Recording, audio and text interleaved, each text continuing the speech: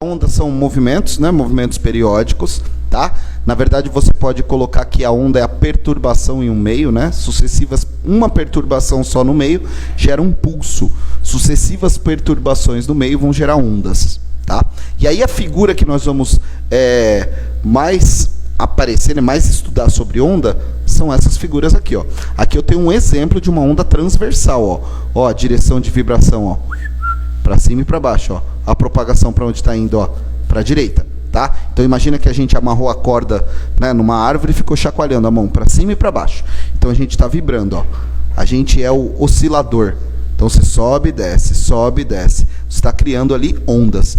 E as ondas têm velocidade, né? Elas têm amplitude, elas têm frequência, elas têm período. E é isso que a gente vai ver agora. O que é cada uma dessas coisas, como identificar nesse desenho de onda e como usar isso para calcular a velocidade da onda.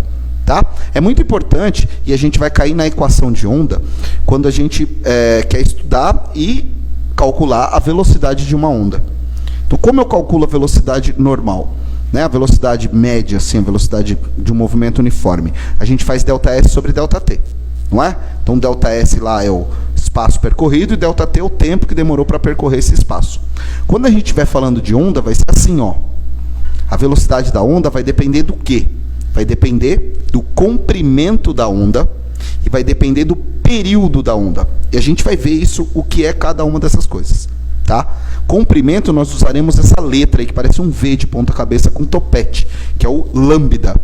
Tá? Uma letra bastante usada aí na área da física, né? Tanto na matemática também, e nós utilizaremos isso para calcular comprimento de onda. Beleza? Então vamos entender aí, né, quais são os elementos da onda e o que a gente vai ter que estudar. Bom, período. Primeira coisa que a gente vai ver da onda, então, é o período. O que é o período de uma onda? Período é o tempo que demora para acontecer uma onda. Tá? Então, nós teremos aí diversos valores para períodos, dependendo do tipo de onda. Tá? O período ele tem uma relação com a frequência da onda. O que seria a frequência? Seria quantas vezes essa onda, né, aparece em um determinado tempo. Então, isso seria aí a frequência da onda. Então, o período, vamos pensar, ocorreu uma onda. Quanto tempo demorou para isso acontecer? O tempo que demora para acontecer uma onda, nós chamaremos de período. Tá? Como é que a gente calcula o período? A gente só consegue calcular o período se nós linkarmos ele com a frequência. Tá? Ou se a gente tiver, por exemplo, um gráfico. Esse é o gráfico típico de onda. Ó. Tá? Então você tem aí, ó, a cada sobe e desce aqui, uma oscilação. Tá? Uma onda, ela começa, por exemplo, ó, começa aqui e é a soma de uma crista. Então a parte mais alta da onda nós chamamos de crista. Tá? Então é a soma de uma crista e um vale. Tá? A parte mais baixa da onda nós vamos chamar de vale e a parte mais alta da onda a gente vai chamar de crista. Então, quando nós somamos uma crista a um vale, tá? Nós temos o quê? Nós temos uma onda. Então, o tempo que demorou para que isso ocorra, nós chamaremos de período, tá bom? Então, ó, crista e vale. Nunca esquece disso. Ponto mais alto, crista, ponto mais baixo, vale, tá? Frequência. O que é frequência? Frequência é o número de ondas que vão ocorrer naquele tempo observado. Então, eu estou olhando 1 minuto. Em 1 minuto ocorreram 100 ondas. Qual é a frequência? 100 ondas por minuto. Tá? Se eu estou olhando lá 2 segundos, ocorreram 10 ondas. Então, são 10 ondas em 2 segundos. Qual é a frequência de ondas? São 5 ondas a cada 1 segundo.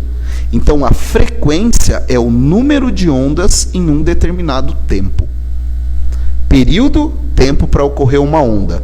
Frequência, número de ondas em um determinado tempo. Ah, você pode estar pensando, quem que determina esse tempo? A situação, o problema, o exercício, não sei. Tá? A gente vai olhar ali e vai analisar. Nós podemos calcular a frequência de vários movimentos repetitivos, também chamados como movimentos periódicos. Né? Nós temos qual é a frequência do ponteiro dos segundos de um relógio. Né? Frequência seria o quê? O número de voltas que ele dá em um determinado tempo. Então, Então, sei lá, você vê, ele deu uma volta em 60 segundos. Então, a frequência seria 1 sobre 60.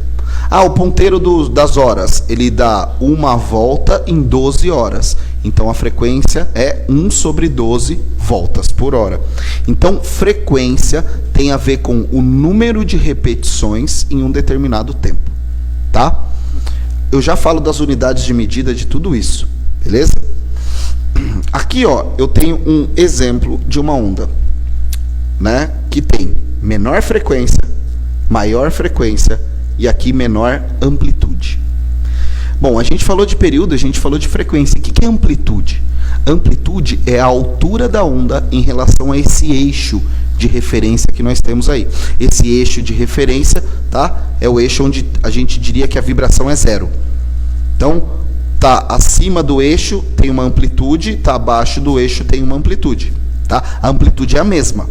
Ela só muda o sinal. Então, se tiver do meio para cima, é uma amplitude positiva. Se tiver do meio para baixo, é uma amplitude negativa. Então, a amplitude é a altura em relação a esse eixo. E se você for trazer para o seu cotidiano, o que é amplitude de onda? Se a gente pensar numa onda sonora, ondas de maiores amplitudes são mais intensas, que é o que a gente chama de volume alto, né? O alto e baixo da onda, né, de uma onda, tem a ver com frequência. Quando nós dizemos que uma onda, quando um som é alto, quer dizer que ele tem uma frequência alta. Quando nós dizemos que um som é baixo, ele tem uma frequência baixa. Então, aquela história de aumenta o som e abaixa o som é meio errado fisicamente falando. Nós deveríamos falar que a intensidade tem que ser aumentada ou a intensidade tem que ser diminuída. Deixa o som mais forte ou deixa o som mais fraco. Tá? Então, a amplitude tem a ver com isso, com a força do som. Se a gente for pensar numa luz, né, uma luz de alta amplitude vai ser o quê? Ela vai ser bem intensa, né? E de baixa amplitude vai ser menos intensa. Então, a amplitude tem a ver com isso daqui, ó, tá? Tem a ver com essa altura aqui, ó. Olha a amplitude dessa onda, olha a amplitude dessa onda e olha a amplitude dessa onda.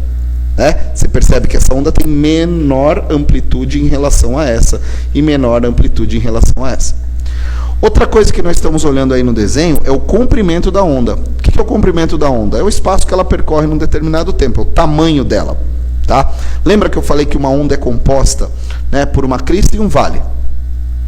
Então, basicamente, né, uma crista e um vale. Então, aqui, ó, nós temos um vale, né? E aqui eu tenho metade de uma crista mais metade de outra crista. Então, se eu somar metade dessa crista mais metade dessa, eu tenho uma crista inteira. E se eu somar essa crista inteira com este vale, eu tenho um comprimento de onda. Então, eu tenho um lambda. Existem 3 maneiras da gente descobrir o tamanho de uma onda, o comprimento dela. Ou a gente vê a distância entre 2 cristas consecutivas, nós teremos um comprimento de onda.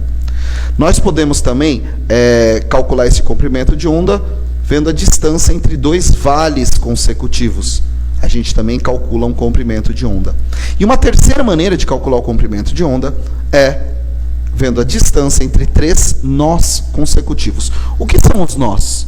Nós são esses pontos onde a onda cruza esse eixo de referência. Então, aqui eu tenho um nó, aqui eu tenho um nó, aqui eu teria um nó. A distância entre 3 nós consecutivos é exatamente a soma de um vale com uma crista. Então, também é o tamanho de uma onda. A frequência é inversamente proporcional ao período. Então, nós dizemos que um, na verdade, é o inverso do outro, né? Ondas de maiores frequências têm menores períodos. Ondas de menores períodos têm maiores frequências. Tá? É isso que a gente analisa. Então, é essa relação que a gente vai ver entre frequência e período.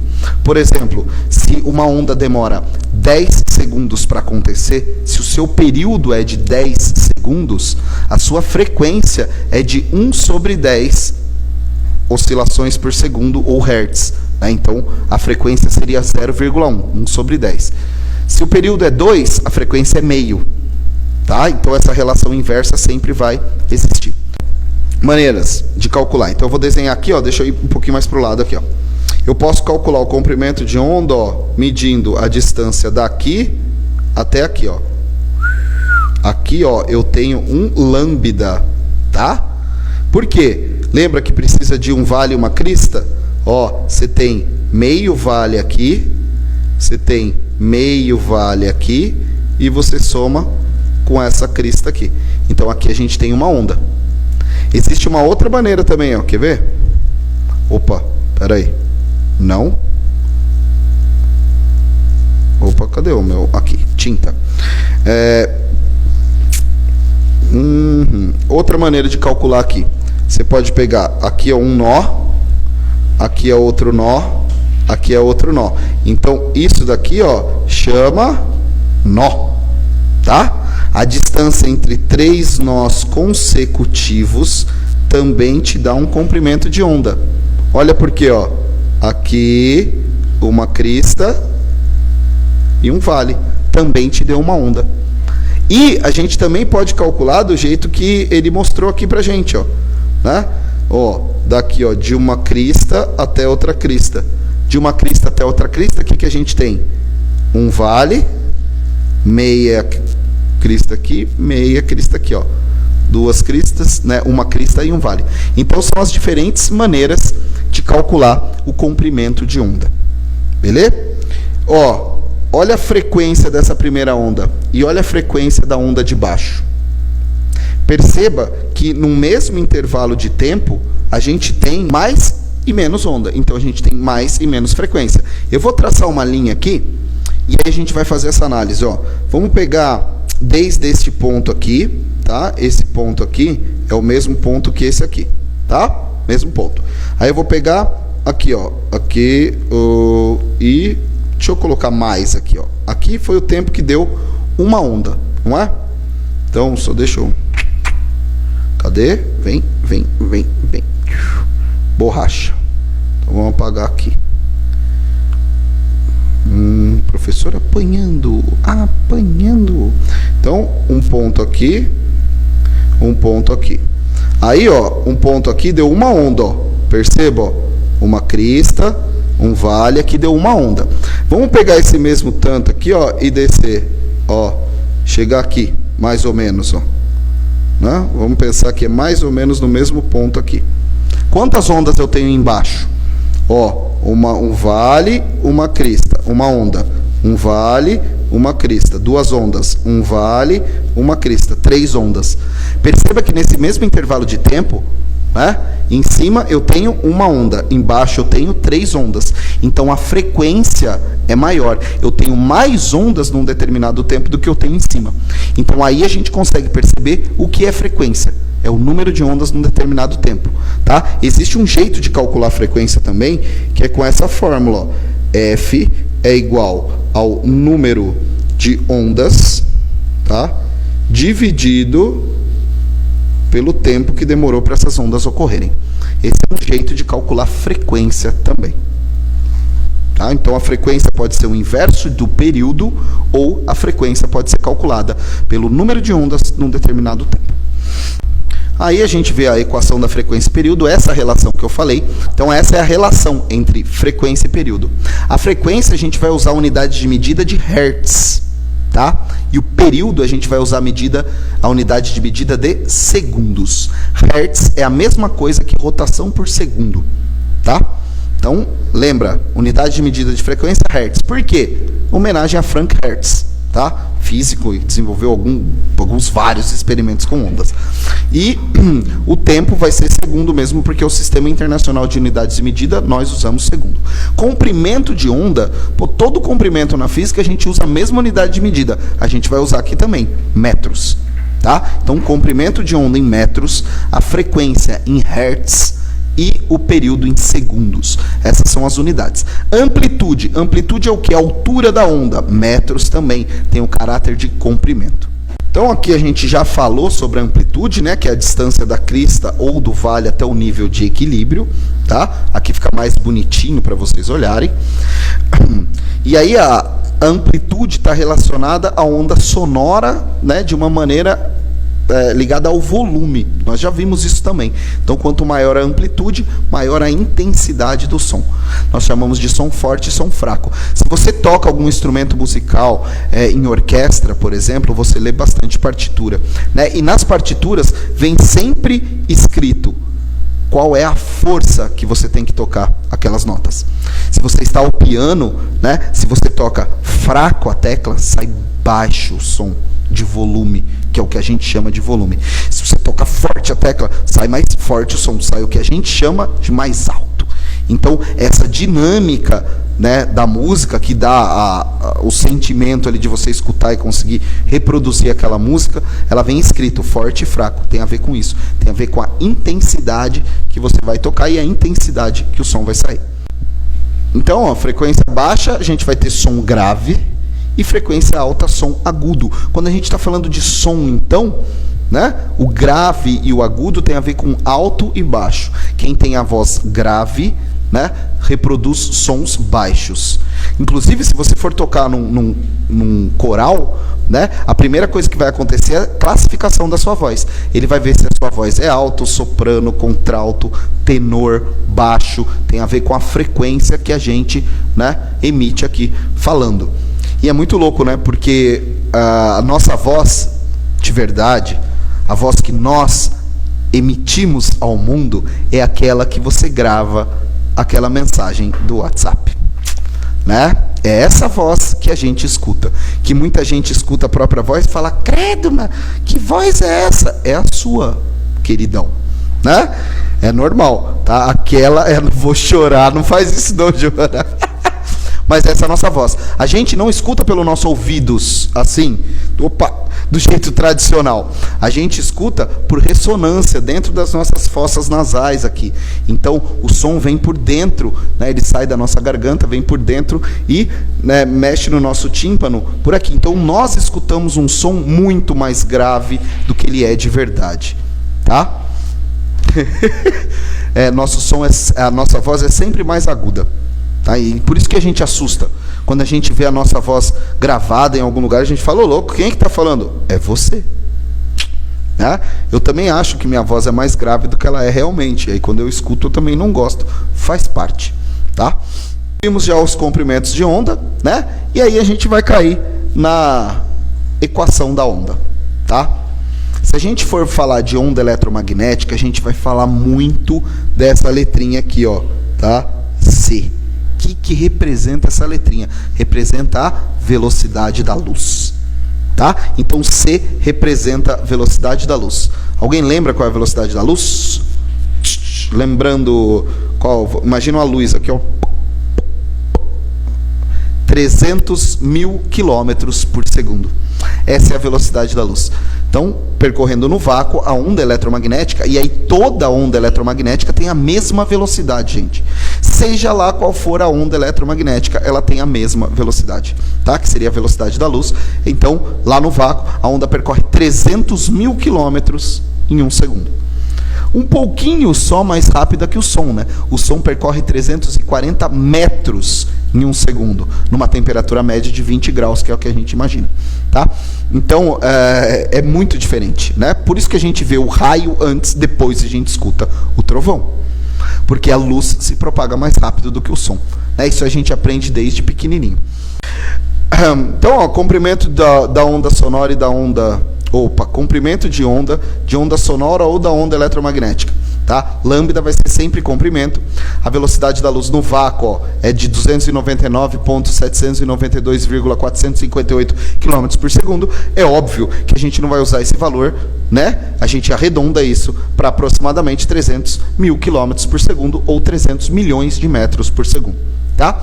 Então, no ar, ó, a 20 graus, mais ou menos 343 metros por segundo. Frequência da onda a gente vai chamar de hertz. A gente escuta frequências de ondas mecânicas desde 20 Hz a 20 mil Hz. Então a gente viu todos os elementos da onda, crista, vale. E agora, lembra lá no começo que eu coloquei a velocidade da onda? A velocidade da onda era uma coisa muito importante para a gente ver. Tá? Como calcular a velocidade da onda? Porque daí a gente vai cair na equação de onda. Então, pensando em velocidade sendo distância sobre tempo, e a distância sendo o comprimento da onda e o tempo período, nós podemos calcular a velocidade fazendo lambda sobre t, tá? Só que nós vimos também que a frequência é inversamente proporcional ao período. Então, olha aqui, ó, tá? Lambda dividido por t é a mesma coisa que lambda vezes 1 sobre t. Matematicamente é a mesma coisa. Só que o que era 1 sobre t? Lembra? Ó? Nós vimos que 1 sobre t é a frequência. Então, a gente pode substituir, ó, esse 1 sobre t por f. E aí fica lambda f. V igual a lambda vezes f é a equação da onda. É isso que a gente vai trabalhar muitas e muitas vezes. V igual a lambda f, tá? Velocidade, comprimento e frequência. E aí a gente consegue perceber que, né, vamos pensar numa onda eletromagnética, onde a velocidade é constante, tá? Se a velocidade for constante, né, ou vai ficar lambda igual a f, quer dizer que quanto maior a frequência, menor o comprimento de onda, tá? Quanto maior a frequência, menor o comprimento de onda. Quanto menor a frequência, maior o comprimento de onda. Então, ondas de frequências baixas, né, de pequenas frequências, têm um grande comprimento de onda. E ondas de frequências altas têm um curto comprimento de onda. E aonde vai entrar essa ideia de comprimento de onda? Quando a gente estudar fenômenos ondulatórios, difração, poder da onda de contornar obstáculos, né? E aí quando a onda é grandona, ela consegue contornar obstáculos. A gente vai ver isso. E aí ocorre a difração. Você já parou para pensar que quando passa um carro com um som muito alto, o que você escuta da música? O grave ou o agudo? Né? Passa o carro, o que você escuta? Você escuta o tss, tss, tss, tss. Você não escuta. Você escuta o bum, bum, bum. Por quê? Porque aquela onda é uma onda grave. É uma onda grave, uma onda de baixa frequência. Ela tem baixa frequência e um enorme comprimento de onda. Então ela consegue sofrer difração e sai do carro. Você passa do lado de uma boate, você escuta o grave, porque o grave está conseguindo se difratar. E o agudo? O agudo não. O agudo, por ter uma frequência muito alta, tem um comprimento de onda pequeno, ele não sofre tanta difração. Então é por isso que quando passa o carro tocando, você escuta o grave e não escuta o agudo da música. E quanto maior for a altura do som, pior, né? Porque daí o grave vai ficar mais forte, você vai ter mais difração, ele vai sobressair sobre tudo. Tá?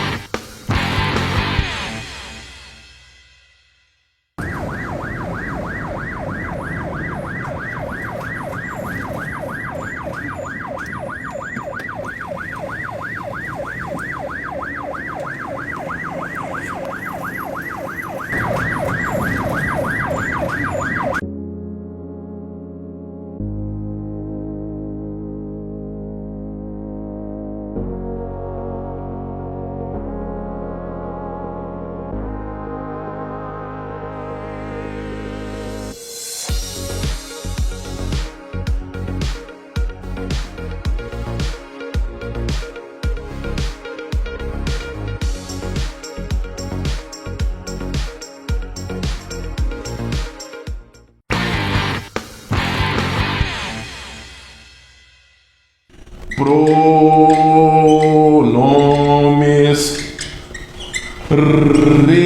relativos. Bom, o próprio nome dos pronomes já demonstra a função dos pronomes, né, Laurinha? Pronome relativo, adivinha? Faz relação, é isso aí mesmo. Conecta as oraçõezinhas bonitinhas, beleza? Que nós temos. Além de tudo isso, os pronomes relativos, eles introduzem oração subordinada adjetiva. Os pronomes mais lindos que nós temos no planeta. Nós temos dois grupos de pronomes relativos, ok? Dois grupos. Nós temos um grupo que se chama, olha que bonitinho, um grupo que se chama grupo anafórico. Márcio, o que é um pronome anafórico? Eu disse para vocês na aula passada o que é um pronome anafórico, chuchu. Um pronome anafórico é aquele que retoma elementos anteriores, retoma elemento anteriormente citado, né? Quais são os pronomes que fazem isso? Olha lá, o que, o qual e o quem e o onde. Esses são os pronomes que se chamam pronomes anafóricos. beleza? Até colocar aqui um Szinho para nós termos ali anafóricos bonitinhos com plural, beleza? Então, pronomes anafóricos. Aí você tem o quê? Aí você tem o pronome catafórico, ou seja, só tem um pronome relativo que funciona como catafórico. Catafórico, só para lembrar, é aquele pronome que anuncia, que avisa que tem coisas na frente, anuncia o que está na frente. Então, quem é ele? Ó, pronome catafórico é o nosso querido amigo cujo, beleza?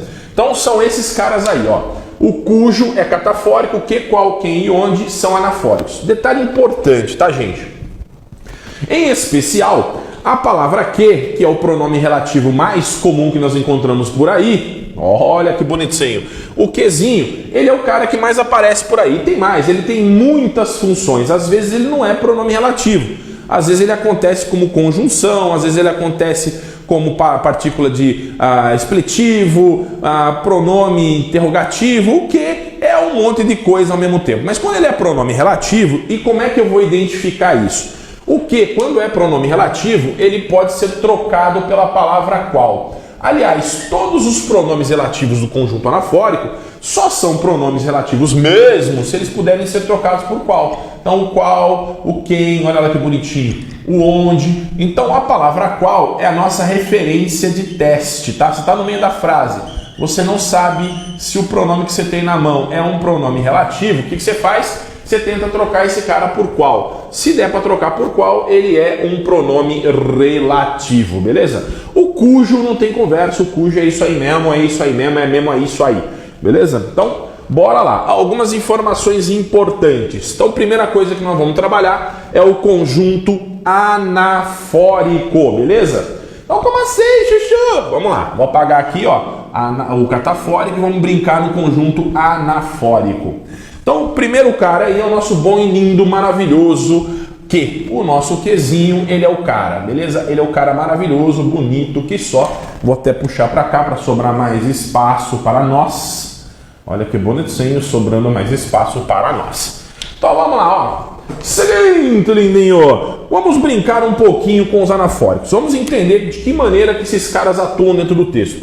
Os pronomes relativos são os caras mais importantes no que a gente chama de coesão, beleza, lindinho? Então, os caras ali são os caras mais importantes no conjunto da coesão. Por quê? Porque eles conectam elementos e isso é extremamente importante. Vou fazer duas frasezinhas aqui para vocês, ó. Eu vi o gato. Olha que bonitinho.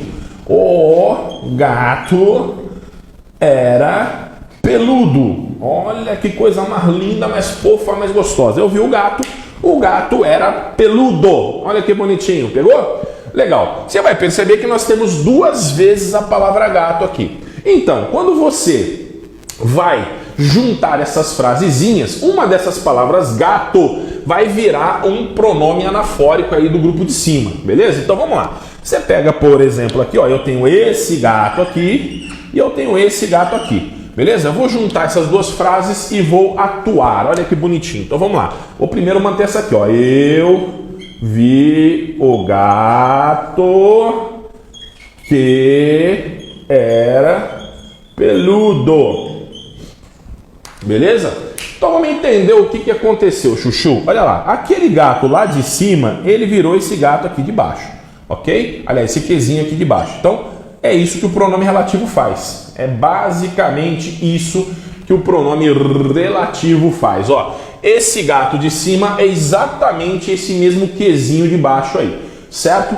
E toda vez que você encontrar a palavra que funcionando como pronome relativo, e como é que eu vou descobrir isso? Eu troco por qual para ver se é isso mesmo. Ó. Então, gato é menino, então eu ponho o, porque é gato, é menino, ó, o, qual. Se encaixar, aquilo ali é pronome relativo mesmo. Olha lá, ó. Eu vi o gato, o qual era peludo. Então já encaixou, já saquei, já entendi. Eu vi o gato, o qual era peludo.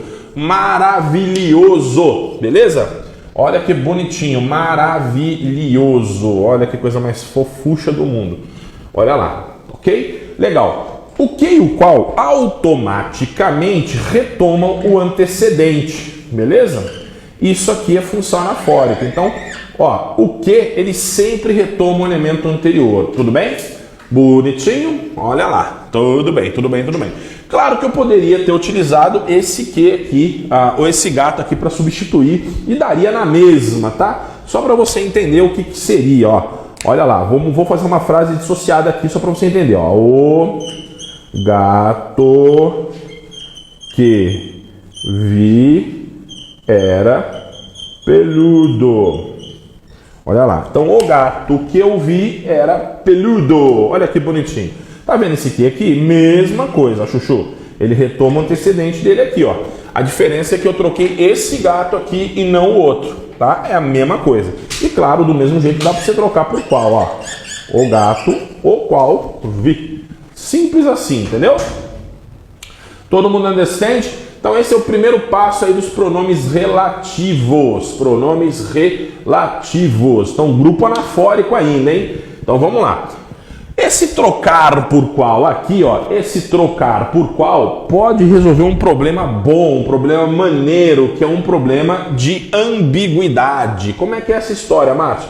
Atenção, atenção, atenção. Quem vem lá? Quem vem lá? Atenção, quem vem lá? Bonitinho, bonitinho, maravilha. Olha lá, atenção, quem vem lá? Bom, lindos, olha lá.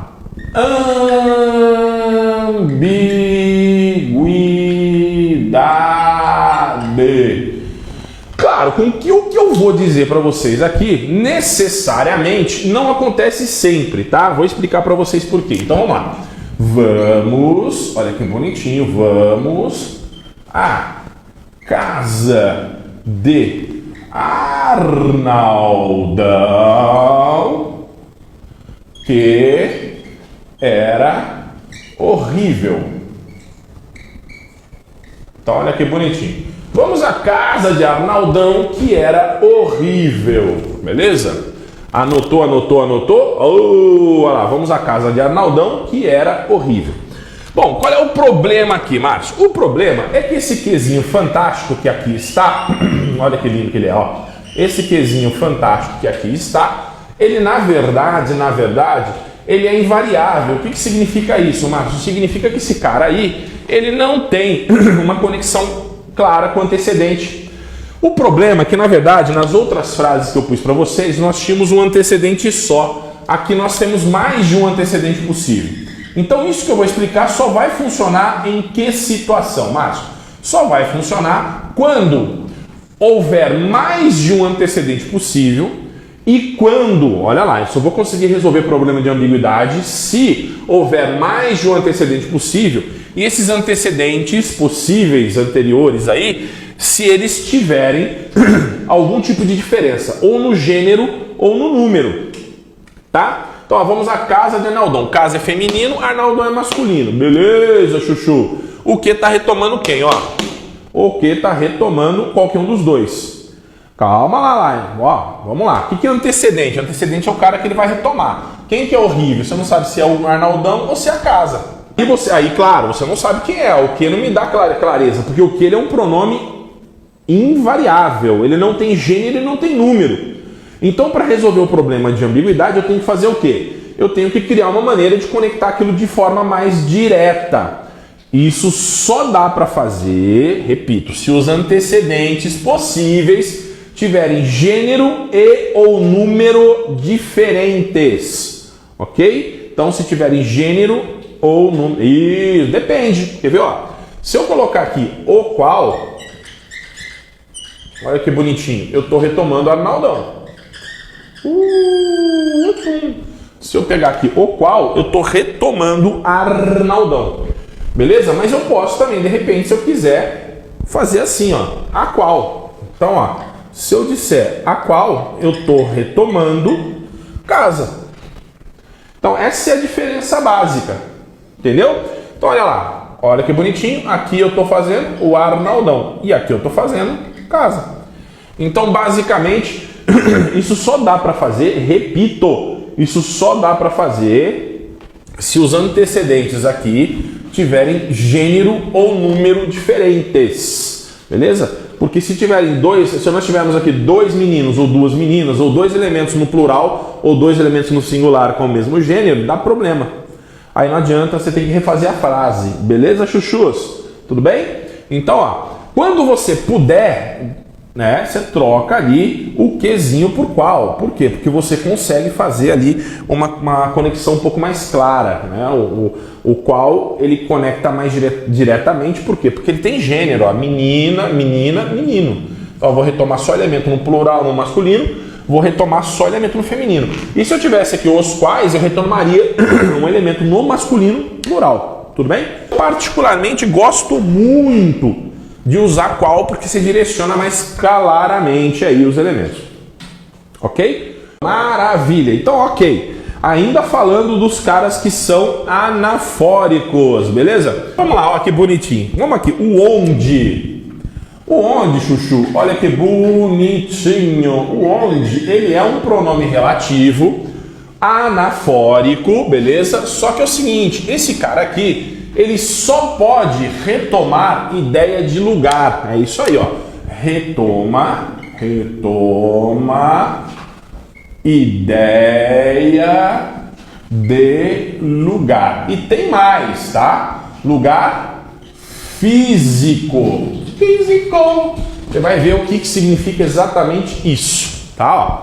Então vamos lá. Você não pode colocar onde em qualquer lugar. Eu sei que muita gente adora usar onde porque é mais bonito, né? Mas não pode, quer ver? Ó? A casa onde moro é linda. Olha que coisa mais fofa do mundo. A casa onde moro é linda. Linda, linda, linda. Tá vendo esse onde aqui, chuchu? Então, ó, esse onde aqui, ele está retomando um elemento anterior. E o elemento anterior que ele está retomando, ó, é casa. Agora, o mais importante de todos aqui, tá? De tudo. O importante aqui de casa é que casa é um lugar físico, um lugar real, tá? Então eu posso usar o onde. Por que você está falando isso? Porque existem situações em que a gente não tem ideia de lugar assim. Então, olha lá. Atenção. Lugar Ops, que é isso? Olha lá. Lugar virtual. É isso aí. Que papo de louco, mano. O que é lugar virtual, ué? Que lugar virtual? Tipo internet. Olha lá, vamos lá. Quer ver? Ó, a situação em que estou é grave. A situação em que estou é grave. Tá vendo aí, ó?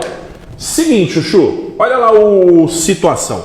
Situação não é uma ideia de lugar físico. Portanto, fofura, eu não posso colocar onde. Eu tenho que colocar aí, ó, o em que, porque não está retomando um lugar físico, está retomando um lugar que não é físico, a gente chama de lugar virtual. Beleza? Olha, a situação em que estou é grave. Então é isso aí. Márcio, mas e lá em cima? Eu só posso usar o onde? Ah, o aonde, Vinícius, é outro papo. Eu vou apagar essa lousa e eu explico o aonde, tá? O aonde, na verdade, ou melhor, segura um pouquinho que eu já vou mostrar para vocês onde é que entra o aonde, tá? Senão vai misturar as estações, é na regência, mas dá para usar também. Mas ó, lá em cima dá para usar o em que? Dá para usar o em que. Só não dá para usar, né, o onde aqui embaixo. Lá em cima dá para usar o em que na boa, ó. Em que, olha lá, lá em cima dá para usar o em que. Olha que bonitinho. Ok. Então, retoma ideia de lugar físico onde. Aí, o em que ele usa em qualquer lugar, em qualquer situação. Tudo bem? E claro, né, meu, não preciso nem usar o quem aqui, né? O quem ele vai usar para pessoa, né? Não tem nada a ver com lugar. Aqui, beleza? Tudo bem? Dá para usar qual? Dá para usar qual também. Como é que fica, ó? Ó, olha que bonitinho. É a porque é casa, né? A qual. Vamos ver lá, olha que bonitinho. Seria a qual. No entanto, ó, o que você tem, ó. Você tem um em aqui na brincadeira. Então, em mais a, adivinha o que vai acontecer? Na. Olha que coisa fofinha, ó. Então, a casa na qual moro é linda. Então vamos lá, gente. O cujo. Cujo. Então, ó, algumas informações importantes sobre o cujo, né? Seguinte, chuchus, coisas que o cujo, só o cujo faz para você, ó. Não, olha que bonitinho, aceita artigo. É isso mesmo que você ouviu. Ou seja, não existe cujo o, não existe cuja, e aí vai, beleza? Então, ó, não existe cujo o, nem cuja a, nem cujos os, nem cujas as. Primeira coisa que você já vai ter na cabeça aí. Beleza? Segunda coisa, olha lá. Primeira coisa aquilo lá. Segunda coisa. Estabelece ideia de posse. Né? Estabelece ideia de posse. Que papo é esse, chuchu? Estabelece ideia de posse. Ou seja, você já vai ver bonitinho aí, tá? Então vamos lá, quer ver? Vamos fazer aqui, ó. Eu vi o rabo do gato.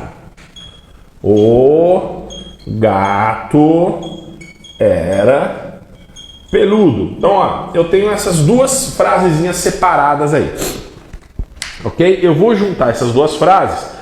E o que vai virar o cujo? O cujo, para funcionar, ele tem que estabelecer uma relação de posse. Então, na verdade, o que vai virar cujo é esse pedaço aqui, ó.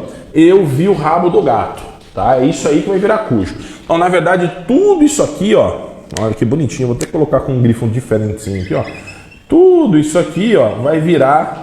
Tudo isso aqui vai virar o cujo, tá? Porque o cujo tem que estabelecer uma relação de posse. Então vamos ver como é que fica aqui, ó, embaixo na frase montada, ó. O gato cujo rabo vi era peludo. Olha que coisa mais bonitinha aqui, ó. Então vamos lá. O gato cujo rabo vi era peludo. É isso aí, ó.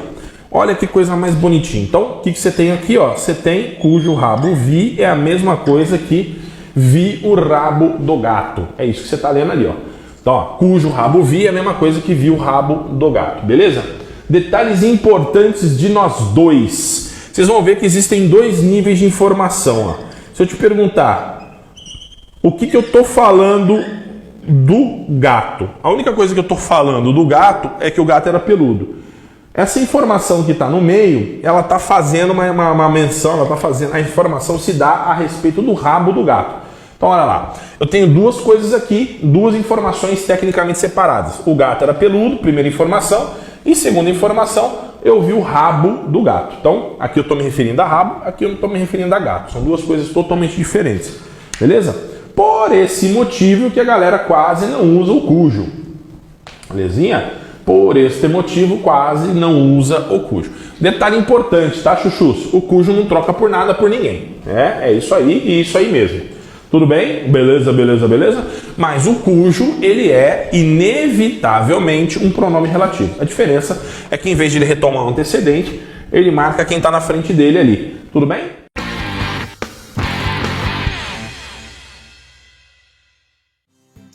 Já conhece o Clube Confiança?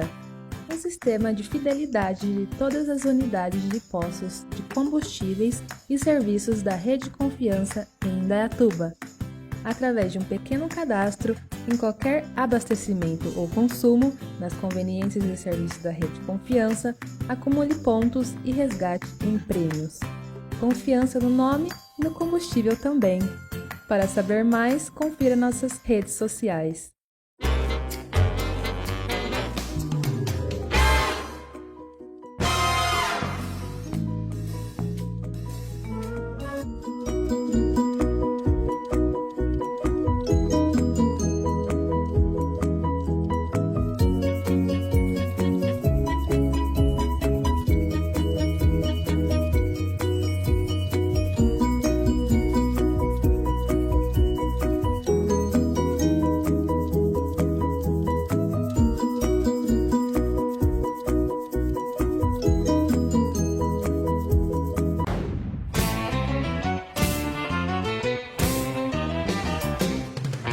No Pesqueiro 3T, você encontra pratos deliciosos aliados a um ambiente muito agradável e descontraído.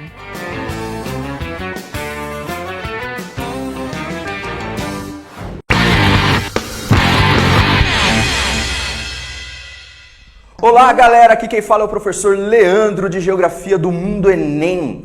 E nós estamos aqui agora também na TV Sol. Se você quer saber os principais assuntos de geografia no Enem e nos principais vestibulares, fiquem ligados aqui no canal 48 da TV Sol e siga a gente nas redes sociais também, beleza? Valeu! Comércio exterior do Brasil. Pessoal, quando a gente fala comércio exterior do Brasil, nada mais é do que as trocas comerciais entre o Estado Nacional Brasileiro com outros Estados nacionais pelo mundo. Tudo bem? Dentro de uma lógica geopolítica. E para a gente entender o comércio exterior do Brasil, a gente precisa entender o que é balança comercial. Balança comercial, como o próprio nome diz, é uma medida de trocas mercadológicas entre um país específico. E nós temos 3 formas de balança comercial. Você pode ver aqui, ó, uma balança comercial favorável significa que a exportação é muito maior ou maior do que a importação. Ou seja, o país ele vende mais do que compra. Isso vai favorecer a balança comercial, vai favorecer a medida. Ele vai ter um superávit na balança comercial. Tudo bem? Quando fica no 0 a 0, ou seja, quando você tem uma balança em que a importação é equivalente à exportação, corresponde a uma balança equilibrada. E, por fim, aqui, quando você tem um país que importa muito mais do que exporta, você tem uma balança comercial desfavorável, o que a gente chama de déficit na balança comercial. Trazendo para a nossa aula, que é o mais importante, para a gente entender que é o contexto brasileiro, eu já adianto, nós temos uma balança comercial favorável. Já adianto para vocês. Nós temos lucro nas transações comerciais entre o Brasil com outros países. Tudo bem? Tranquilo? Então, já adiantando aí, certo?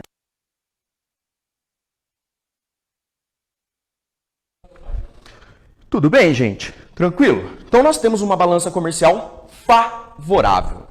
Continuando aí, ó, o que significa, né, o Brasil fazer parte, né, de um conjunto de países que chama Global Trader? Significa que o Brasil faz parte do jogo econômico da nova ordem mundial, ou seja, do mundo pós-Guerra Fria. O mundo pós-Guerra Fria é a vitória do capitalismo, é um mundo globalizado, tendo apenas um sistema econômico vigente, que é o sistema capitalista, perante o mundo todo. Certo? Então é o Brasil, né, ele negocia com o mundo inteiro, a gente vai ver isso, ou seja, tem uma economia aberta, comprometida com os princípios do multilateralismo, do liberalismo comercial mundial e membro da Organização Mundial do Comércio, ou seja, membro da OMC. Ou seja, o Brasil tem uma economia capitalista e faz comércio com o mundo inteiro. É isso que significa. Certo? Multilateralismo significa vários lados, ou seja, faz comércio com o mundo todo. É nesse sentido. Tudo bem? Agora, gente, nós precisamos entender, né, os principais produtos de exportação do Brasil. Ou seja, o que o país vende para o mundo. Tá? Então a gente vai para uma escala de medida. O número 1 é muito maior que o número 2, o número 2 maior que o número 3 e assim por diante. E sem dúvida nenhuma, nós temos uma balança comercial favorável devido às commodities. Leandro, o que é commodity? Commodity é uma palavra em inglês que significa matéria-prima. Commodities é matérias-primas, ou seja, matéria-prima no plural. Tá? E nada mais é do que produtos básicos, produtos primários da economia. E a gente associa produtos primários da economia àqueles produtos diretamente ligados à terra, que não houve uma transformação, não houve uma valorização. Tudo bem? Certo? Isso que significa produtos básicos e produtos primários, matéria-prima. Então, ou seja, aquele produto que a gente retirou da terra, certo? E não transformou ele em outro produto, ou seja, a gente não fez uma manufatura, a gente não fez... transformou aquela matéria-prima em uma máquina, por exemplo. Commodity significa produtos primários. Certo? Beleza? E o que mais destaca na venda, né, nessa relação comercial de venda do Brasil? Produtos agrícolas. Certo? Produtos agrícolas, a gente está falando basicamente de soja, milho, café, açúcar, algodão. Ou seja, o Brasil vende muito esses produtos. Além de matéria-prima no sentido de minérios, recursos minerais em geral. E o destaque, sem dúvida nenhuma, é o minério de ferro. O Brasil tem uma abundância em minério de ferro e a gente vende muito. Tudo bem? Já adiantando aqui o que a gente vai conversar daqui a pouquinho, a gente abastece a China de minério de ferro. A gente abastece a China de soja. Então, por isso que a gente tem uma balança comercial favorável, devido a uma grande venda de commodities. Tudo bem, gente? Então, dando uma importância significativa para as commodities. Beleza? Continuando aí, ó, outro produto aí que nós exportamos são os produtos manufaturados. Aí aqui já é diferente. O que são produtos manufaturados? São aqueles produtos que foi transformado, ou seja, tem um valor agregado nele. Então você pegar um minério de ferro e transformar em uma máquina é um manufaturado, porque você retirou da natureza o recurso, uma matéria-prima e transformou, né? Você tem tecnologia nele. É isso que significa um produto manufaturado, que eu preciso que você tenha em mente. Quando a gente fala produto manufaturado, são produtos industrializados, basicamente peça de avião, dando uma ênfase aí na Embraer, automóveis, eletrônicos, principalmente nós vendemos aí para o Mercosul. Certo? E por fim, gente, os semi-manufaturados, que é matéria-prima que sofreu uma transformação pequena. Tudo bem? Uma transformação pequena, não teve uma transformação significativa, ou seja, não teve uma carga tecnológica inserida nela. Basicamente a celulose, o que é celulose, Leandro? É a matéria-prima do papel. Então a gente retira, extrai a madeira, faz, né, a celulose, transforma ali, né, a madeira em celulose, né, para matéria-prima do papel. E o ferro em aço, né, a gente transforma minério de ferro em aço, a gente vende aço, né, Estados Unidos, União Europeia, a gente vai ver os nossos parceiros. Tudo bem, gente? Então, retornando aí, né, o nosso raciocínio, uma ênfase grande em commodities. O Brasil é um grande exportador de commodities. Tenha isso em mente quando você for se deparar com um texto que retrate, né, de comércio exterior do Brasil. Tudo bem, gente? Continuando aí, ó, principais produtos de importação. Ou seja, aqui nós falamos o que nós vendemos, exportação. Agora nós vamos falar o que nós compramos, principalmente. Tudo bem? Primeiro aqui, ó, sem dúvida nenhuma, nós somos muito dependentes de tecnologia. Nós somos muito dependentes de produtos industrializados. E dando um destaque aqui para maquinários. Maquinário, gente, é aquele produto industrializado que a gente não vê, entre aspas aí. Porque são produtos que estão dentro das nossas indústrias. Tudo bem? São produtos caros, ou seja, de alto valor agregado, que nós não produzimos internamente, então nós somos obrigados a comprar. Ou seja, nós somos obrigados a importar. A gente compra muito peça de laboratório, telescópio, de aumentar, né, a precisão, da Alemanha, da própria China. Tudo bem? A gente compra bastante produtos industrializados. Sem dúvida nenhuma, a escala de venda nossa, commodity. A escala de compra nossa, produtos industrializados. É isso que você precisa ter em mente. Tudo bem? Outro produto de importação, petróleo. Tudo bem? Petróleo. A gente vai falar sobre o petróleo, a geopolítica do petróleo, mas eu já adianto, o Brasil compra muito petróleo, certo? Principalmente para combustível, né? A gente não tem o petróleo favorável para o combustível. A gente produz bastante petróleo, porém, nós consumimos um petróleo que não existe aqui no Brasil, denominado petróleo fino, certo? E um outro produto, por fim aí, ó, né, o trigo. O trigo, gente, ele está na mesa do brasileiro todos os dias, certo? Todos os dias ele está na mesa do brasileiro, tá? E nós apenas produzimos 30% do que nós consumimos, certo, gente? Então nós precisamos comprar 70% do que nós, né, consumimos no nosso dia a dia. O trigo, gente, ele está no pão, ele está no bolo, ele está na bolacha, ele está muito, né, na dieta alimentar do brasileiro. Certo, gente? Então, esses são os produtos de importação do Brasil, os principais. Tranquilo? Agora, gente, nós precisamos falar dos nossos parceiros. Ou seja, entrando na geopolítica aqui. Entrando na relação de um Estado nacional com outro Estado nacional. Com quem a gente faz parceria econômica, principalmente. Ou seja, quem são os nossos maiores compradores. É isso que a gente precisa entender. Ou seja, principais parceiros de exportação do Brasil. Quem são os nossos principais compradores? E sem dúvida nenhuma, você precisa ter em mente, tá? Que é a China. A China. Tudo bem? A China hoje desponta como a segunda maior economia do mundo, atrás apenas dos Estados Unidos. E há quem diga, a gente vai conversar isso em outra oportunidade, que ela vai ultrapassar os Estados Unidos, né, em produção de riqueza, em produção que a gente denomina de PIB, né, Produto Interno Bruto. Beleza? E ela é uma grande consumidora, principalmente do que nós exportamos, que é commodity. Né? Como eu disse, a gente abastece a China em soja, óleo de soja, carne, minério de ferro, carne de frango, tudo bem? Nós abastecemos a China de commodities. Ela é a nossa principal parceira comercial. Seguido aí, ó, de União Europeia. Acabamos de falar aí, né? Fizemos um acordo com a União Europeia. O ano passado não foi à toa, porque a União Europeia compra bastante coisa da gente. E compra o quê? Commodities. Certo? Soja, produtos tropicais, etc. E Estados Unidos, não pode faltar os Estados Unidos. Por que não pode faltar? Estados Unidos é a maior potência econômica do mundo. Se é a maior potência econômica do mundo, faz relações comerciais com o mundo todo. É um global trade também, sem dúvida nenhuma. É o que nós vendemos para os Estados Unidos? Óleo bruto de petróleo, café torrado, ferro e aço, ferro fundido bruto, pasta química de madeira, tudo bem? Nesse sentido. E está associado ao quê? Commodities. Commodities. Sem dúvida nenhuma, tudo isso aqui que a gente falou, até os Estados Unidos aqui que nós vendemos, commodities. Produtos primários que não ocorreram transformações.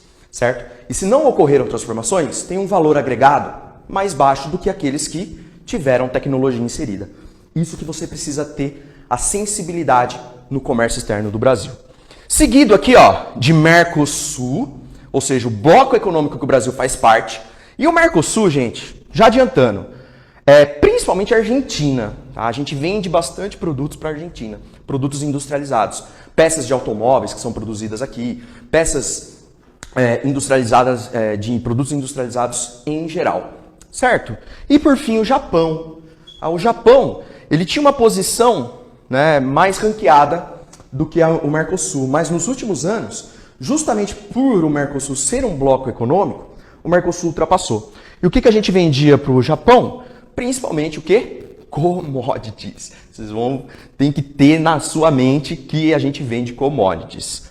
Beleza? Tranquilo, gente? Isso que nós vendemos, né, os nossos parceiros comerciais que nós vendemos, ou seja, a galera que compra da gente, os nossos clientes. Então é fundamental nós termos uma excelente relação diplomática com essa galera. Tudo bem?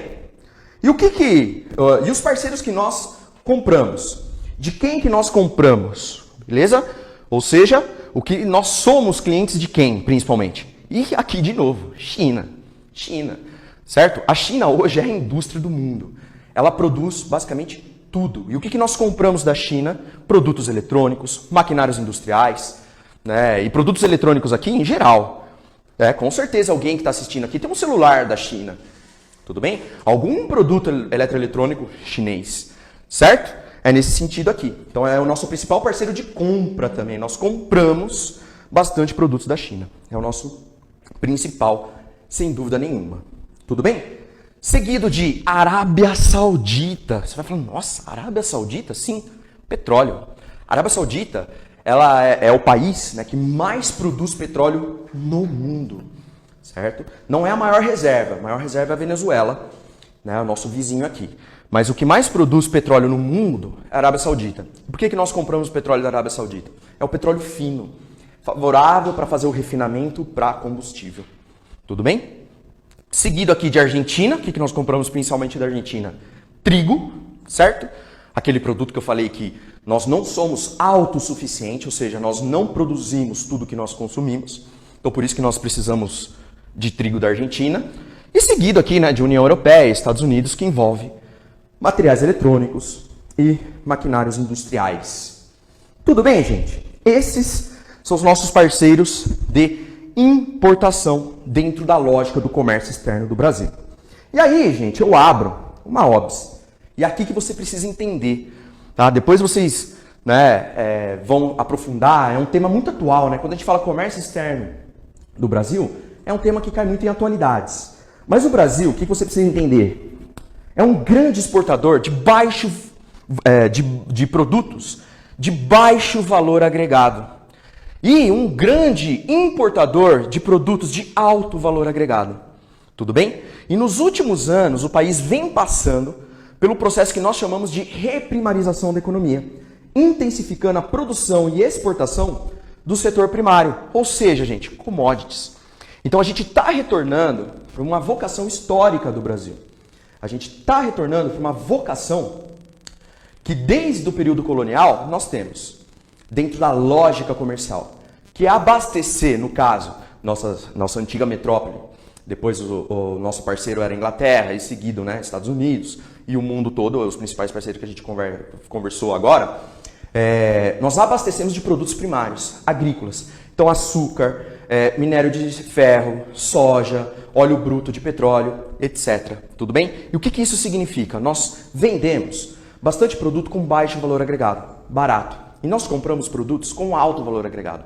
Então, para nós termos uma balança comercial favorável, a gente tem que exportar muito, mas muita commodity. Muita commodity. E a gente vai ter outras oportunidades para aprofundar nisso. A gente vai falar de geografia agrária, a gente vai falar de recursos minerais, a gente vai falar de fontes de energia. E a gente vai entender o porquê que o Brasil exporta muita commodity. Então a gente tem uma política direcionada para essa galera, né, para essa bancada, para esses empresariados. Tudo bem? Porque nós dependemos aí de vendas de commodities para nós termos uma balança comercial favorável. Tudo bem? E se nós quisermos produzir produtos com alto valor agregado, o que nós precisamos investir? Em tecnologia. Investir em tecnologia, a gente precisa investir o quê? Em educação. É nesse sentido que você tem que caminhar o seu raciocínio. Produtos primários não tem tanta tecnologia, ou seja, é só você retirar da natureza e mandar para fora. Mais ou menos isso, é o raciocínio grosso aqui que você precisa ter. Agora, se você quiser transformar, por exemplo, eu estou com um tablet na mão, isso aqui tem muita tecnologia, isso aqui tem muito investimento em educação, isso aqui tem muito investimento em ciência, tem muito investimento em escola, etc. Tudo bem? O Brasil produz um tablet, ele pode até produzir, mas a tecnologia é de fora. Tudo bem? Quem tem lucro é quem inventa a tecnologia. Isso que você precisa ter em mente para entender as relações comerciais do Brasil com o resto do mundo. Beleza, gente? E aqui, ó, né, nós temos a evolução das exportações brasileiras por tipo de produto entre 1965 a 2010. Entenda aqui, ó, tá bem coloridinho para vocês, tá? Bem coloridinho. Em rosa, são os produtos semi-manufaturados, que teve pouca transformações, certo? É o que nós temos de menos aqui, né? O que nós menos exportamos, no caso. Manufaturados são os produtos industrializados, aqueles produtos com alto valor agregado, aquele que precisa de tecnologia. Nós vendemos, né, em segundo plano, né, segunda colocação. Em terceira colocação, onde nós estamos aqui, ó, produto básico. Certo? Produto básico é aquela matéria-prima ou produtos agrícolas. Certo? Produto básico, como o próprio nome diz, não tem alto valor agregado, ele é básico. Certo? Então, o que eu quero que vocês entendam? A nossa dinâmica aqui. Então, sempre, ó, década de 60, o Brasil não tinha uma indústria consolidada. Vocês vão estudar em história e quando a gente for falar de indústria, a gente vai conversar sobre esse elemento aqui. Por que nós vendemos produtos industrializados? É a nossa vocação histórica, a gente foi colônia. Tudo bem? Então sempre foi o primeiro. Só que, a partir da década de 80, com a industrialização do Brasil, nós passamos a vender muito mais produtos industrializados. Até recentemente. Até nessa última década. Então, gente, até essa última década, o Brasil tinha produtos industrializados sendo o nosso carro-chefe da exportação. Nos últimos anos, nos últimos 10 anos, nós aumentamos a intensidade na exportação de commodities. Por isso que isso significa a reprimarização da economia. Então, isso que você precisa ter em mente quando trata de comércio exterior do Brasil.